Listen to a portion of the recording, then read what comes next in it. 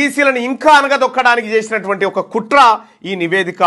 ఈ నివేదికను నేను ఎట్టి పరిస్థితుల్లో అంగీకరిస్తలేను.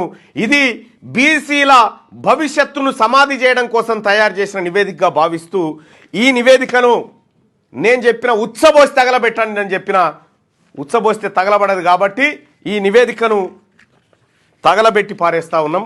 ఇది దొంగ లెక్క. ఈ దొంగ లెక్కను ఎట్టి పరిస్థితిలో బీసీలు సహించరు.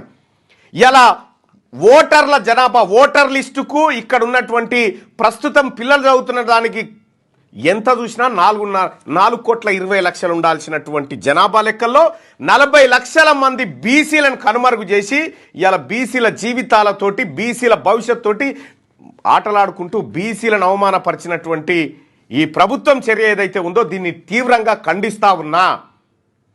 ఈ నివేదిక దొంగ లెక్క.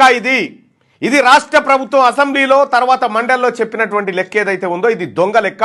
బీసీ ప్రజలారా అర్థమైపోయింది, వీళ్ళు మనకు న్యాయం చేయడానికి కానీ లేకపోతే మనకు రిజర్వేషన్లు ఇవ్వడానికి కానీ మన లెక్కలు తీయడానికి వీళ్ళకి ఇష్టం లేదు. ఇవన్నీ దొంగ లెక్కలు. ఈ లెక్కలకు సంబంధించి నేను నిరసన వ్యక్తం చేస్తా ఉన్నా. ఈ రాష్ట్ర ప్రభుత్వం తప్పుదోవ పట్టించింది బీసీ ప్రజానికానికి. 160% మంది ఉన్నటువంటి బీసీలను కేవలం 46% మంది మాత్రమే హిందూ బీసీలు అని చూపించి బీసీల లెక్కను తొక్కిపెట్టి 8% ఉన్నటువంటి వాళ్ళని 15%గా ఉన్నట్టుగా ఓసీల లెక్క చూపించినందుకు నిరసనగా ఈ రాష్ట్ర ప్రభుత్వం చేపట్టినటువంటి దుర్మార్గమైనటువంటి దొంగ సర్వేకు నిరసనగా ఈ పేపర్లను తగలబెడతా ఉన్నా.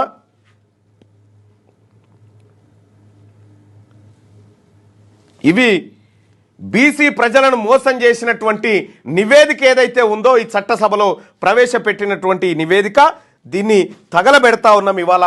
ఇది దొంగ లెక్క. ఈ లెక్కల ద్వారా బీసీల అస్తిత్వం పోతా ఉంది. అందుకోసమే ప్రజలారా ఈ లెక్కని ఎట్టి పరిస్థితిలో మేము అంగీకరించాం. ఇది దొంగ లెక్క. ఇది జానారెడ్డి చేసినటువంటి సర్వే. ఈ సర్వేని మేము ఎట్టి పరిస్థితిలో అంగీకరించాం.